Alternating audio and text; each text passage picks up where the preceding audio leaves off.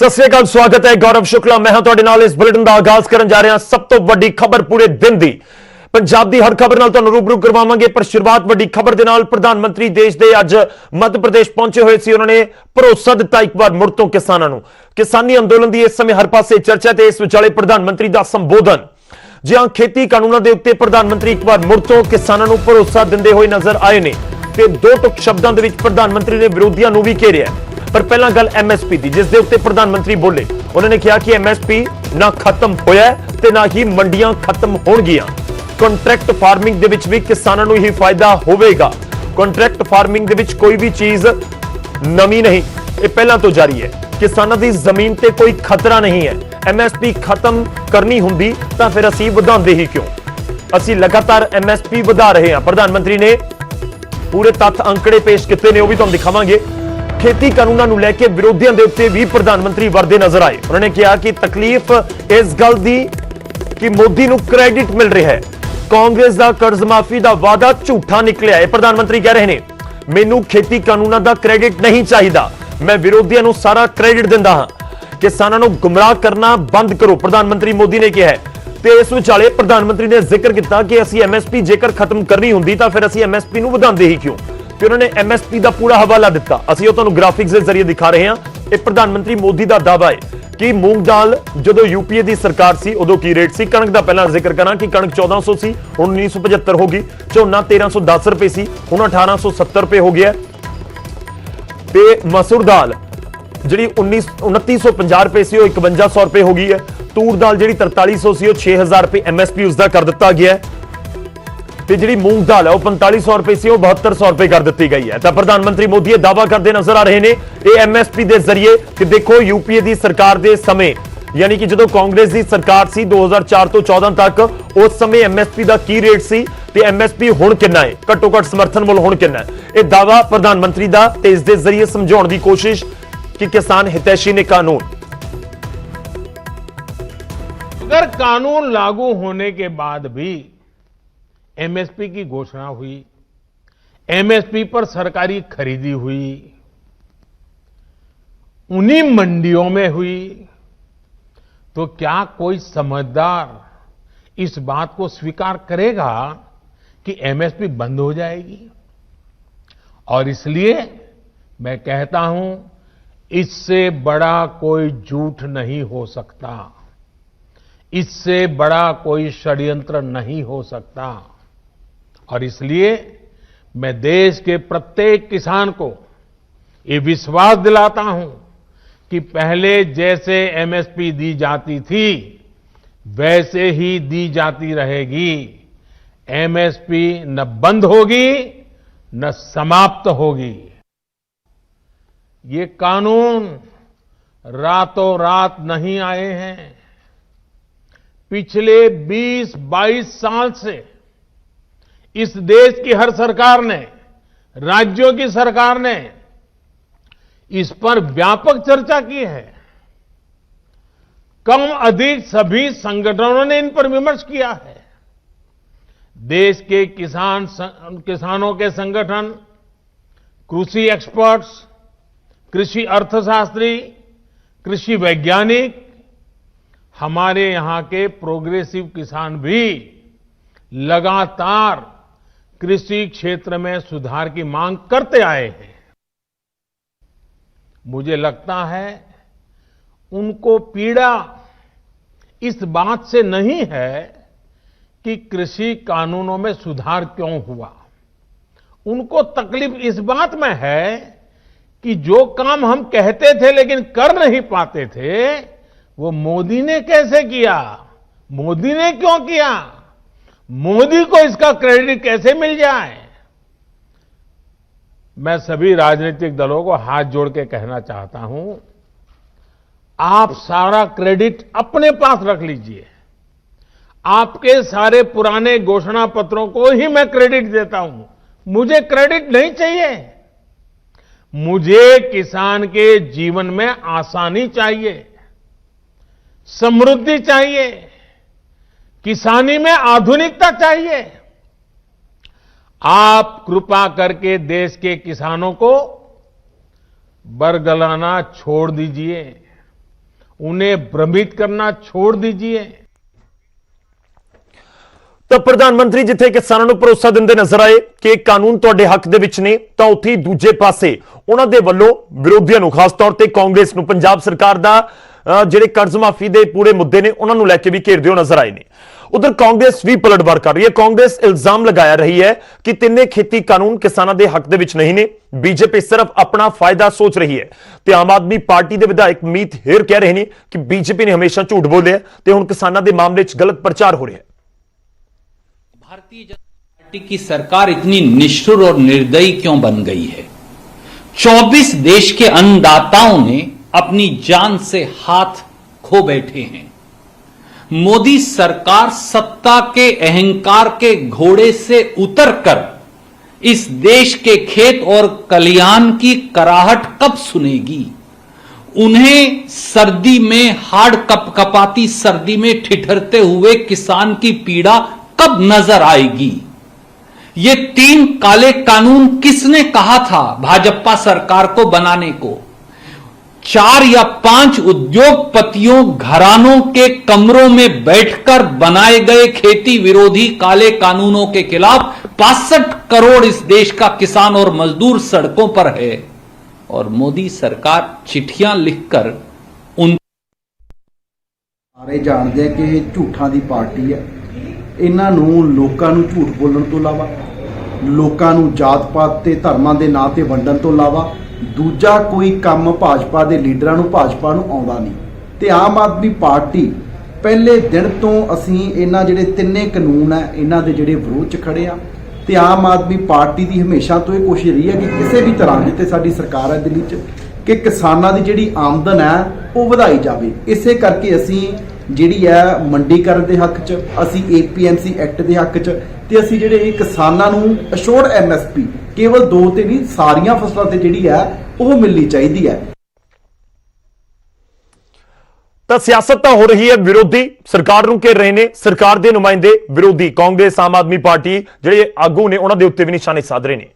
ਉਧਰ ਕਿਸਾਨ ਆਗੂ ਕੀ ਕਹਿ ਰਹੇ ਨੇ? ਕਿਸਾਨ ਆਗੂ ਜੋਗਿੰਦਰ ਸਿੰਘ ਉਗਰਾਹਾਂ ਦਾ ਕਹਿਣਾ ਹੈ ਕਿ ਜਿੰਨਾ ਚਿਰ ਸਰਕਾਰ ਕਾਨੂੰਨ ਰੱਦ ਨਹੀਂ ਕਰਦੀ ਉਹਨਾਂ ਚਿਰ ਵਾਪਸ ਨਹੀਂ ਜਾਵਾਂਗੇ, ਜਦਕਿ ਸਰਵਣ ਸਿੰਘ ਪੰਧੇਰ ਨੇ ਕਿਹਾ ਕਿ ਅੰਦੋਲਨ ਲੰਬਾ ਚੱਲੇਗਾ ਤੇ ਅਸੀਂ ਮਾਨਸਿਕ ਤੌਰ ਦੇ ਉੱਤੇ ਇਸ ਦੇ ਲਈ ਤਿਆਰ ਹੋ ਕੇ ਆਏ ਹਾਂ। ਕਿ ਜਿੰਨਾ ਚਿਰ ਤੱਕ ਮੋਦੀ ਸਰਕਾਰ ਇਹ ਬਿੱਲ ਰੱਦ ਨਹੀਂ ਕਰ ਦਿੰਦੀ ਉਹਨਾਂ ਚਿਰ ਤੱਕ ਅਸੀਂ ਦਿੱਲੀੋਂ ਨਹੀਂ ਜਾਂਦੇ। ਹੁਣ ਸਰਕਾਰ ਦਾ ਰਵੱਈਆ ਬਦਲਿਆ ਵਾ ਲੱਗਦਾ ਹੈ। ਸਰਕਾਰ ਜਿੱਥੇ ਕਹਿੰਦੀ ਹੈ ਵੀ ਮੈਂ ਬਿੱਲਾਂ ਦੇ ਵਿੱਚ ਅਮੈਂਡਮੈਂਟ ਤਾਂ ਕਰ ਦਿੱਤੀ ਹੈ ਤੇ ਹੁਣ ਤੁਸੀਂ ਘਰਾਂ ਨੂੰ ਕਿਉਂ ਨਹੀਂ ਜਾਂਦੇ? ਜਿਹੜੀ ਅਮੈਂਡਮੈਂਟ ਕਰਨੀ ਹੈ ਉਹ ਹੋਰ ਕਰਾ ਲਓ। ਯਾਨੀ ਇੱਕ ਗੱਲ ਸਾਫ਼ ਹੈ ਕਿ ਸਰਕਾਰ ਨੇ ਇਹਦਾ ਪ੍ਰਮਾਣ ਕਰ ਲਿਆ कि बिला दे विच कुछ ना कुछ, कानूना दे विच कुछ ना कुछ दा गलत के मन में हम ये बात मानसिक तौर पर बढ़ा देना चाहते हैं भी आंदोलन लंबा चलेगा, लंबा खिंचेगा, तो उसके लिए मानसिक तौर पर तैयार रहना चाहिए। और इसको और तेज की भी वो भारत सरकार छल करके कोई गलती करवाना चाहेगी, वो अपने आदमी को घुसा के, इसके लिए हमें सुचेत रहना पड़ेगा। ये आगे की रणनीति है। ਅੱਗੇ ਵਧਦੇ ਤੇ ਹੁਣ ਗੱਲ ਚਿੱਠੀਆਂ ਦਾ ਜ਼ਿਕਰ ਹੋਏਗਾ। ਖੇਤੀ ਕਾਨੂੰਨਾਂ ਨੂੰ ਲੈ ਕੇ ਹੁਣ ਚਿੱਠੀ ਦਾ ਖੇਡ ਵੀ ਜਾਰੀ ਹੈ। ਖੇਤੀਬਾੜੀ ਮੰਤਰੀ ਨਰਿੰਦਰ ਸਿੰਘ ਤੋਮਰ ਨੇ ਕਿਸਾਨਾਂ ਦੇ ਨਾਮ ਚਿੱਠੀ ਲਿਖ ਕੇ ਨਵੇਂ ਕਾਨੂੰਨਾਂ ਦੇ ਫਾਇਦੇ ਦੱਸੇ, ਤਾਂ 10 ਅਰਥ ਸ਼ਾਸਤਰੀਆਂ ਨੇ ਖੇਤੀਬਾੜੀ ਮੰਤਰੀ ਨੂੰ ਚਿੱਠੀ ਲਿਖ ਕੇ ਖੇਤੀ ਕਾਨੂੰਨਾਂ ਦੀਆਂ ਕਮੀਆਂ ਗਿਣਵਾਈਆਂ ਨੇ।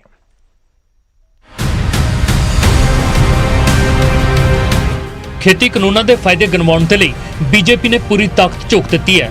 ਖੇਤੀਬਾੜੀ ਮੰਤਰੀ ਨਰਿੰਦਰ ਤੋਮਰ ਨੇ ਕਿਸਾਨਾਂ ਦੇ ਨਾਂ 8 ਪੰਨਿਆਂ ਦੀ ਇੱਕ ਚਿੱਠੀ ਲਿਖੀ ਹੈ। ਨਰਿੰਦਰ ਤੋਮਰ ਨੇ ਖੁਦ ਨੂੰ ਕਿਸਾਨ ਪਰਿਵਾਰ ਚੋਂ ਦੱਸਦਿਆਂ ਕਿਹਾ ਕਿ ਉਹ ਅੰਨਦਾਤਾ ਦੀ ਭਲਾਈ ਚਾਹੁੰਦੇ ਨੇ।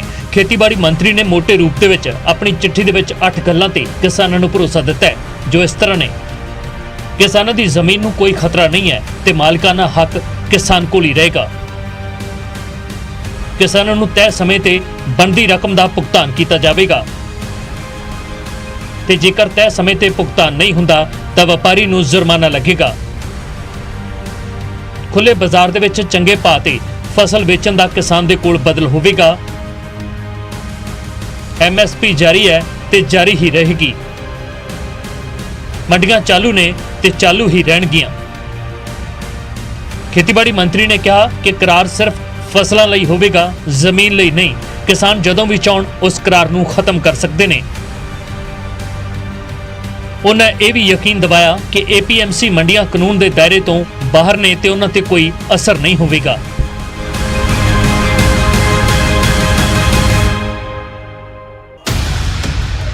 ਕਿਸਾਨਾਂ ਨੇ ਖੇਤੀਬਾੜੀ ਮੰਤਰੀ ਦੀ ਚਿੱਠੀ ਨੂੰ ਗੁੰਮਰਾਹਕੁਨ ਪ੍ਰਚਾਰ ਕਰਾਰ ਦਿੱਤਾ ਹੈ। ਕਿਸਾਨਾਂ ਦਾ ਤਰਕ ਹੈ ਕਿ ਇਸ ਚਿੱਠੀ ਦੇ ਵਿੱਚ ਕੁਝ ਵੀ ਨਵਾਂ ਨਹੀਂ ਹੈ, ਸਭ ਪੁਰਾਣੀਆਂ ਦਲੀਲਾਂ ਨੇ। कल तोमर जी ने चिट्ठी लिखी है वो देश को भ्रमित करने वाली है, उनमें कुछ भी नया नहीं है। वही बातें पहले थी, वही बातें अब कर दी गई हैं, तो उसमें कुछ नया होता तो हम उससे टिप्पणी करते। ਖੇਤੀਬਾੜੀ ਮੰਤਰੀ ਨੇ ਕਿਸਾਨਾਂ ਦੇ ਨਾਂ ਚਿੱਠੀ ਲਿਖੀ ਤਾਂ ਦੇਸ਼ ਦੇ 10 ਮੰਨੇ ਪਰਮੰਨੇ ਅਰਥ ਸ਼ਾਸਤਰੀਆਂ ਨੇ ਖੇਤੀਬਾੜੀ ਮੰਤਰੀ ਦੇ ਨਾਂ ਚਿੱਠੀ ਲਿਖੀ ਹੈ, ਜਿਸ ਵਿੱਚ ਉਹਨਾਂ ਨਵੇਂ ਖੇਤੀ ਕਾਨੂੰਨਾਂ ਨੂੰ ਰੱਦ ਕਰਨ ਦੀ ਅਪੀਲ ਕੀਤੀ ਹੈ। ਅਰਥ ਸ਼ਾਸਤਰੀਆਂ ਨੇ ਲਿਖਿਆ ਕਿ ਇਹ ਕਾਨੂੰਨ ਛੋਟੇ ਕਿਸਾਨਾਂ ਦੇ ਹਿੱਤ ਵਿੱਚ ਨਹੀਂ ਨੇ। ਅਸੀਂ ਚਾਹੁੰਦੇ ਹਾਂ ਕਿ ਸਿਸਟਮ ਦੇ ਵਿੱਚ ਸੁਧਾਰ ਹੋਵੇ, ਪਰ ਇਹ ਕਾਨੂੰਨ ਉਸ ਦਿਸ਼ਾ ਦੇ ਵਿੱਚ ਨਹੀਂ ਨੇ। ਇਹ ਕਾਨੂੰਨ ਗਲਤ ਤੱਥਾਂ ਤੇ ਆਧਾਰਿਤ ਨੇ। ਸੂਬਿਆਂ ਦਾ ਰੋਲ ਨੂੰ ਘਟਾ ਕੇ ਖੇਤੀ ਮਾਰਕੀਟਿੰਗ ਤੇ ਕੇਂਦਰੀ ਕਾਨੂੰਨ ਬਣਾਉਣ ਦਾ ਫੈਸਲਾ ਪੂਰੀ ਤਰ੍ਹਾਂ ਗਲਤ ਹੈ। APMC ਮੰਡੀ ਮੁੱਲ ਦਾ ਬੈਂਚਮਾਰਕ ਸੈੱਟ ਕਰਦੀ ਹੈ, ਪਰ ਪ੍ਰਾਈਵੇਟ ਮੰਡੀ ਆਉਣ ਦੇ ਨਾਲ ਦੋ ਮੰਡੀਆਂ ਬਣ ਜਾਣਗੀਆਂ। ਪ੍ਰਾਈਵੇਟ ਮੰਡੀ ਵਿੱਚ ਕਿਸਾਨਾਂ ਦੇ ਸ਼ੋਸ਼ਣ ਦੀ ਵੱਧ ਸੰਭਾਵਨਾ ਹੈ। ਮੁੱਲ, ਵਜਨ, ਗ੍ਰੇਡਿੰਗ ਤੇ ਨਮੀ ਦੇ ਨਾਂ ਤੇ ਕਿਸਾਨਾਂ ਦੀ ਲੁੱਟ ਹੋਵੇਗੀ। ਔਰ ਸਭ ਤੋਂ ਵੱਡੀ ਗੱਲ ਇਹ ਹੈ ਕਿ ਬਿਹਾਰ ਦੀ ਉਦਾਹਰਣ ਸਾਡੇ ਸਾਹਮਣੇ ਹੈ। ਸੋ ਇਸ ਤਰ੍ਹਾਂ ਹਰ ਕੋਈ ਆਪੋ ਆਪਣੇ ਤਰੀਕੇ ਦੇ ਨਾਲ ਕਾਨੂੰਨਾਂ ਦੇ ਪੱਖ ਅਤੇ ਵਿਰੋਧ ਦੇ ਵਿੱਚ ਦਲੀਲਾਂ ਦੇ ਰਿਹਾ ਹੈ। Bureau report, news 18। ਉਧਰ ਕੇਂਦਰ ਤੇ ਕਿਸਾਨਾਂ ਦੇ ਵਿਚਾਲੇ ਗੱਲਬਾਤ ਕਰਵਾ ਰਹੇ ਬੀਜੇਪੀ ਦੇ ਆਗੂ ਸੁਰਜੀਤ ਜਿਆਣੀ ਕਹਿ ਰਹੇ ਨੇ ਕਿ ਕੇਂਦਰ ਕਿਸਾਨਾਂ ਦੇ ਨਾਲ ਗੱਲਬਾਤ ਦੇ ਲਈ ਤਿਆਰ ਹੈ, ਪਰ ਕਿਸਾਨ ਯੈਸ ਨੋ ਵਾਲੀ ਸ਼ਰਤ ਜਿਹੜੀ ਉਹਨਾਂ ਨੇ ਲਗਾਈ ਹੋਈ ਹੈ ਉਹ ਛੱਡਣ। बात रुकने का एक कारण हो गया, यस सर नो भी आ चीज करनी है तो दसो, आ नहीं करनी, फिर मीटिंग का तौर तरीका रह नहीं जाता। यस नो तो बैठे बैठे हो सकती है भी आ तू चीज दी हाँ कर या ना कर, तो फिर मीटिंग करेगी। मीटिंग फेल होने का कारण, मीटिंग ना होने का कारण यही रहा। और इस करके जड़ा प्रपोजल भेजी सी वो प्रपोजल किसानों को गई और किसानों ने प्रपोजल रिफ्यूज किया, और वैसे मीडिया राही करता सी और चिट्ठी नहीं भेजी सी। ਹੁਣ ਅੱਗੇ ਵਧਦੇ ਹਾਂ। ਸਿਆਸਤ ਦਾ ਅਸੀਂ ਜ਼ਿਕਰ ਕਰ ਰਹੇ ਹਾਂ ਤਾਂ ਸਿਆਸਤ ਇਸ ਸਮੇਂ ਖੂਬ ਹੁੰਦੀ ਹੋਈ ਨਜ਼ਰ ਆ ਰਹੀ ਹੈ। ਮੁੱਖ ਮੰਤਰੀ ਕੈਪਟਨ ਅਮਰਿੰਦਰ ਸਿੰਘ ਨੇ ਦਿੱਲੀ ਦੇ ਮੁੱਖ ਮੰਤਰੀ ਅਰਵਿੰਦ ਕੇਜਰੀਵਾਲ ਦੇ ਉੱਤੇ ਵੱਡਾ ਸਿਆਸੀ ਵਾਰ ਕੀਤਾ। ਖੇਤੀ ਕਾਨੂੰਨਾਂ ਨੂੰ ਲੈ ਕੇ ਇਹ ਤਿੱਖਾ ਸ਼ਬਦੀ ਹਮਲਾ ਕੀਤਾ ਗਿਆ ਹੈ ਤੇ ਮੁੱਖ ਮੰਤਰੀ ਨੇ ਕਿਹਾ ਕਿ ਕੇਜਰੀਵਾਲ ਸਭ ਤੋਂ ਵੱਡਾ ਫਰਾਡ ਹੈ। ਇਹ ਮੁੱਖ ਮੰਤਰੀ ਕੈਪਟਨ ਅਮਰਿੰਦਰ ਸਿੰਘ ਦੀ ਸ਼ਬਦਾਵਲੀ ਹੈ। ਉਹ ਕਹਿੰਦੇ ਨੇ ਦਿੱਲੀ ਦੇ ਵਿੱਚ ਪਹਿਲਾਂ ਖੇਤੀ ਕਾਨੂੰਨਾਂ ਨੂੰ ਮਨਜ਼ੂਰੀ ਕਿਉਂ ਦਿੱਤੀ ਗਈ ਸੀ, ਹੁਣ ਬਿੱਲ ਪਾੜ ਕੇ ਸਿਰਫ ਡਰਾਮਾ ਕੀਤਾ ਜਾ ਰਿਹਾ ਹੈ। ਅੰਦਰ ਕੁਝ ਹੋਰ ਬੋਲਦੇ ਨੇ, ਬਾਹਰ ਕੁਝ ਹੋਰ ਬੋਲਦੇ ਨੇ ਕੇਜਰੀਵਾਲ। ਤਾਂ ਬਹੁਤ ਤਿੱਖੇ ਸ਼ਬਦੀ ਵਾਰ ਇਸ ਸਮੇਂ ਹੁੰਦੇ ਹੋਏ ਨਜ਼ਰ ਆ ਰਹੇ ਨੇ। ਮੁੱਖ ਮੰਤਰੀ ਕੈਪਟਨ ਅਮਰਿੰਦਰ ਸਿੰਘ ਦੇ ਵੱਲੋਂ ਇਹ ਬਿਆਨ ਜਾਰੀ ਕਰਕੇ ਕਿਹਾ ਗਿਆ ਤੇ ਉਹਨਾਂ ਨੇ ਜ਼ਿਕਰ ਕੀਤਾ ਕਿ ਪਹਿਲਾਂ ਬਾਹਰ ਕੁਝ ਬੋਲ ਰਹੇ ਹੁੰਦੇ ਨੇ, ਵਿਧਾਨ ਸਭਾ ਦੇ ਅੰਦਰ ਜਾ ਕੇ ਕੁਝ ਹੋਰ ਬੋਲਦੇ ਨੇ। ਤੁਹਾਨੂੰ ਦੱਸ ਦਈਏ ਕਿ ਪਹਿਲਾਂ ਨੋਟੀਫਿਕੇਸ਼ਨ 23 ਨਵੰਬਰ ਦਾ ਬਹੁਤ ਵਾਇਰਲ ਹੋ ਰਿਹਾ ਸੀ, ਜਿਸ ਦੇ ਵਿੱਚ ਜ਼ਿਕਰ ਸੀ ਕਿ ਦਿੱਲੀ ਦੇ ਵਿੱਚ ਕਾਨੂੰਨ ਲਾਗੂ ਕਰ ਦਿੱਤੇ ਗਏ। ਉਹਨਾਂ ਦੇ ਵਿੱਚੋਂ ਇੱਕ ਕਾਨੂੰਨ ਲਾਗੂ ਕਰ ਦਿੱਤਾ ਗਿਆ। ਉਸ ਤੋਂ ਬਾਅਦ ਅਰਵਿੰਦ ਕੇਜਰੀਵਾਲ ਇੱਕ ਪ੍ਰੈਸ ਕਾਨਫਰੰਸ ਕਰਦੇ ਨੇ, ਜਿਸ ਦੇ ਵਿੱਚ ਉਹਨਾਂ ਨੇ ਜ਼ਿਕਰ ਕੀਤਾ ਸੀ ਕਿ ਕੇਂਦਰ ਦੇ ਕਾਨੂੰਨ ਨੇ, ਇਹਨਾਂ ਨੂੰ ਕੋਈ ਰੋਕ ਹੀ ਨਹੀਂ ਸਕਦਾ, ਕੋਈ ਸੂਬਾ ਨਹੀਂ ਰੋਕ ਸਕਦਾ। ਪਰ ਇੱਕ ਦਿਨ ਪਹਿਲਾਂ ਦਿੱਲੀ ਦੇ ਵਿੱਚ ਵਿਸ਼ੇਸ਼ ਇਜਲਾਸ ਵਿਧਾਨ ਸਭਾ ਦਾ ਸੱਦਿਆ ਗਿਆ ਤੇ ਇਸ ਵਿਸ਼ੇਸ਼ ਇਜਲਾਸ ਦੇ ਦੌਰਾਨ ਦਿੱਲੀ ਦੇ ਮੁੱਖ ਮੰਤਰੀ ਅਰਵਿੰਦ ਕੇਜਰੀਵਾਲ ਬੋਲਦੇ ਹੋਏ ਜ਼ਿਕਰ ਕਰਦੇ ਨੇ ਕਿ ਅਸੀਂ ਸਾਰੇ ਕਾਨੂੰਨਾਂ ਨੂੰ ਰੱਦ ਕਰ ਰਹੇ ਹਾਂ ਜੋ ਕੇਂਦਰ ਦੇ ਕਾਨੂੰਨ ਨੇ, ਤੇ ਉਹਨਾਂ ਦੇ ਵੱਲੋਂ ਉੱਥੇ ਕਾਨੂੰਨ ਦੀਆਂ ਕਾਪੀਆਂ ਵੀ ਪਾੜ ਦਿੱਤੀਆਂ ਗਈਆਂ। ਉਸ ਦੀਆਂ ਤਸਵੀਰਾਂ ਵੀ ਅਸੀਂ ਤੁਹਾਨੂੰ ਦਿਖਾ ਰਹੇ ਹਾਂ। ਉਸ ਦੇ ਉੱਤੇ ਮੁੱਖ ਮੰਤਰੀ ਹੁਣ ਲੋਏ ਇਲਾਕੇ ਹੁੰਦੇ ਨਜ਼ਰ ਆਏ।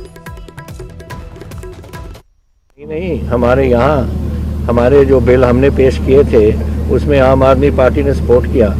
हमारे साथ गवर्नर के पास गए और उनको गवर्नर साहब को वो हमारा जो बिल था वो भी दिया उनको। फिर अगले दिन पिट मोड़ ली।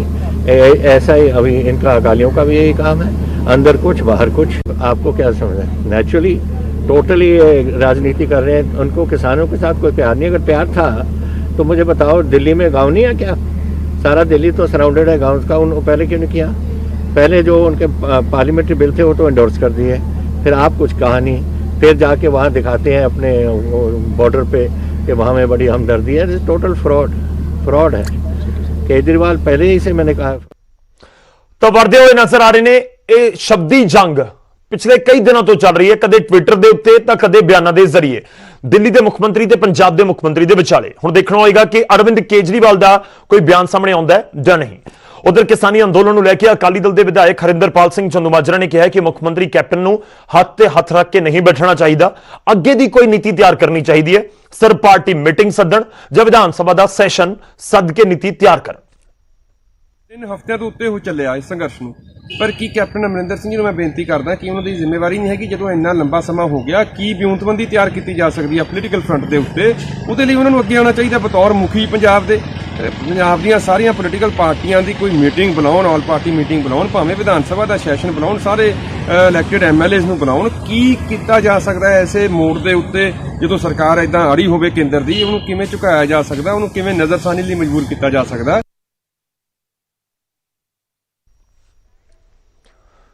ਉਧਰ ਕਿਸਾਨੀ ਅੰਦੋਲਨ ਦੇ ਉੱਤੇ ਜਥੇਦਾਰ ਗਿਆਨੀ ਹਰਪ੍ਰੀਤ ਸਿੰਘ ਨੇ ਕਿਹਾ ਕਿ ਦਿੱਲੀ ਤਖਤ ਨੇ ਹਮੇਸ਼ਾ ਹੀ ਪੰਜਾਬ ਦੇ ਨਾਲ ਬੇਇਨਸਾਫੀ ਕੀਤੀ ਹੈ। ਉਹ ਕਿਸਾਨੀ ਅੰਦੋਲਨ ਨੂੰ ਲੈ ਕੇ ਕੇਂਦਰ ਦੀ ਸਰਕਾਰ ਨੂੰ ਘੇਰਦੇ ਹੋਏ ਨਜ਼ਰ ਆ ਰਹੇ ਨੇ।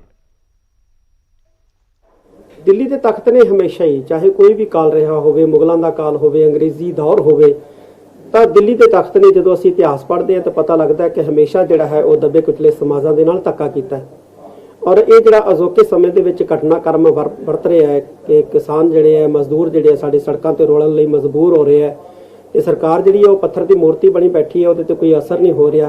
ਤੇ ਇੱਕ ਵਾਰੀ ਫਿਰ ਜਿਹੜਾ ਸਾਡੀ ਇਸ ਸੋਚ ਨੂੰ ਜਿਹੜਾ ਉਹ ਪਰਪੱਕਤਾ ਕਰ ਰਿਹਾ ਹੈ ਕਿ ਦਿੱਲੀ ਜਿਹੜੀ ਹੈ ਉਹ ਹਮੇਸ਼ਾ ਹੀ ਜਿਹੜਾ ਹੈ ਉਹ ਸਾਡੇ ਨਾਲ ਜਿਹੜਾ ਅਨਿਆਏ ਕਰਦੀ ਹੈ, ਗਰੀਬਾਂ, ਮਜ਼ਦੂਰਾਂ, ਦਲਿਤਾਂ ਦੇ ਨਾਲ ਕਦੇ ਵੀ ਜਿਹੜਾ ਦਿੱਲੀ ਦੇ ਤਖਤ ਨੇ ਸਹੀ ਇਨਸਾਫ ਜਿਹੜਾ ਉਹ ਨਹੀਂ ਦਿੱਤਾ। ਅੱਜ ਦਾ ਜਿਹੜਾ ਘਟਨਾਕ੍ਰਮ ਜਿਹੜਾ ਵਰਤ ਰਿਹਾ ਉਹ ਵੀ ਸਾਨੂੰ ਇਸੇ ਗੱਲ ਦੀ ਜਿਹੜੀ ਹੈ ਉਹ ਯਾਦ ਦਿਵਾਉਂਦਾ ਹੈ। ਵੈਸੇ ਤਾਂ ਇਹ ਮਸਲਾ ਜਿਹੜਾ ਹੈ ਕਿਸਾਨਾਂ ਦਾ ਮਸਲਾ ਹੈ, ਚਾਹੇ ਉਹ ਕਿਸਾਨ ਹਰਿਆਣੇ ਦਾ ਹੈ, ਪੰਜਾਬ ਦਾ ਹੈ, ਯੂਪੀ ਦਾ ਹੈ, ਮਹਾਰਾਸ਼ਟਰ ਦਾ ਹੈ, ਗੁਜਰਾਤ ਦਾ ਹੈ, ਚਾਹੇ ਉਹ ਪੂਰਬੀ ਸਟੇਟਾਂ ਦਾ ਹੈ ਜਾਂ ਸਾਊਥ ਸਟੇਟਾਂ ਦਾ ਹੈ। ਪਰ ਕਿਉਂਕਿ ਸਿੱਖ ਕੌਮ ਜਿਹੜੀ ਹੈ ਉਹ ਹਮੇਸ਼ਾ ਹੀ ਜ਼ਬਰ ਦੇ ਖਿਲਾਫ ਲੜਦੀ ਹੈ, ਸਿੱਖ ਸਿਧਾਂਤ ਜਿਹੜਾ ਹੈ ਉਹ ਜ਼ਬਰ ਦੇ ਖਿਲਾਫ ਲੜਨ ਦੀ ਜਿਹੜੀ ਹੈ ਉਹ ਪ੍ਰੇਰਨਾ ਦਿੰਦਾ ਹੈ। ਇਸ ਲਈ ਇਸ ਕਿਸਾਨੀ ਸੰਘਰਸ਼ ਦੇ ਵਿੱਚ ਸਿੱਖ ਕੌਮ ਜਿਹੜੀ ਹੈ ਉਹ ਆਪਣਾ ਬਣਦਾ ਯੋਗਦਾਨ ਪਾ ਰਹੀ ਹੈ ਔਰ ਪਾਵੇਗੀ। ਹੁਣ ਅੱਗੇ ਵਧਦੇ ਹਾਂ ਤੇ ਗੱਲ ਹੋਵੇਗੀ ਦਿੱਲੀ ਮੋਰਚੇ ਦੀ। ਦਿੱਲੀ ਦੇ ਵਿੱਚ ਮੋਰਚੇ ਤੇ ਬੈਠੇ ਕਿਸਾਨਾਂ ਦੀ ਹਰ ਕੋਈ ਆਪੋ ਆਪਣੇ ਤਰੀਕੇ ਦੇ ਨਾਲ ਮਦਦ ਕਰ ਰਿਹਾ ਹੈ। ਮਾਨਸਾ ਦੇ ਇੱਕ ਸਾਈਕਲ ਗਰੁੱਪ ਦੇ ਵੱਲੋਂ ਕਿਸਾਨਾਂ ਦੇ ਲਈ ਗੀਜ਼ਰ, ਵਾਸ਼ਿੰਗ ਮਸ਼ੀਨ ਤੇ 2 ਲੱਕੜ ਦੇ ਟਰੱਕ ਭੇਜੇ ਗਏ ਨੇ। ਸਾਈਕਲ ਗਰੁੱਪ ਨੇ ਦੱਸਿਆ ਕਿ ਦਿੱਲੀ ਦੇ ਵਿੱਚ ਸੰਘਰਸ਼ ਕਰ ਰਹੇ ਕਿਸਾਨਾਂ ਨੂੰ ਇਸ ਸਮਾਨ ਦੀ ਸਖਤ ਜ਼ਰੂਰਤ ਸੀ। ਜਿੱਥੇ ਠੰਡ ਦੇ ਵਿੱਚ ਲਗਾਤਾਰ ਵਾਧਾ ਹੋ ਰਿਹਾ ਹੈ, ਉੱਥੇ ਕੱਪੜੇ ਧੋਣ ਵਾਸਤੇ ਵਾਸ਼ਿੰਗ ਮਸ਼ੀਨ ਦੀ ਵੀ ਸਖਤ ਜ਼ਰੂਰਤ ਹੈ, ਜਿਸ ਕਰਕੇ ਹੀ ਉਹਨਾਂ ਦੇ ਵੱਲੋਂ ਇਹ ਫੈਸਲਾ ਲਿਆ ਗਿਆ।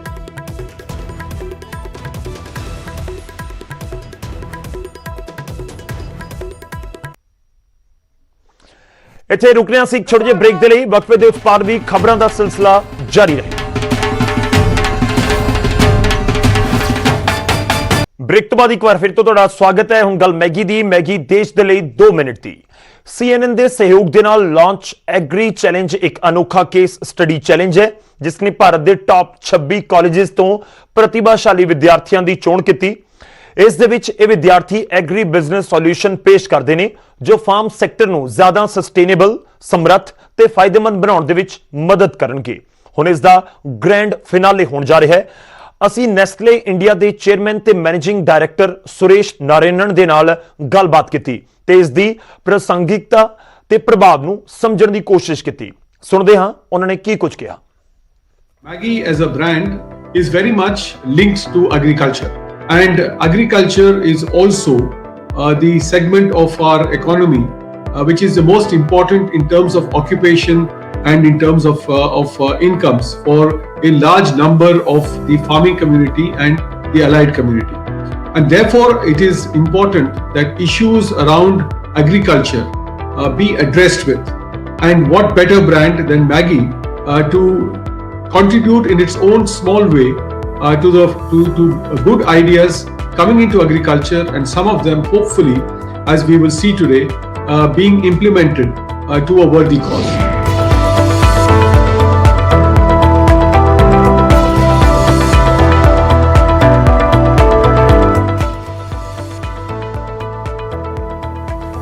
ਤੁਸੀਂ ਸਾਡੇ 2 ਭਾਗਾਂ ਦੇ ਗ੍ਰੈਂਡ ਫਿਨਾਲੇ ਨੂੰ ਜ਼ਰੂਰ ਵੇਖੋ, ਜਿਸ ਦੇ ਵਿੱਚ 3 ਟੀਮਾਂ 5 ਲੱਖ ਦੇ ਨਗਦ ਪੁਰਸਕਾਰ ਤੇ ਐਗਰੀ ਚੈਲੰਜ ਟਾਈਟਲ ਦੇ ਲਈ ਭਿੜਨਗੀਆਂ।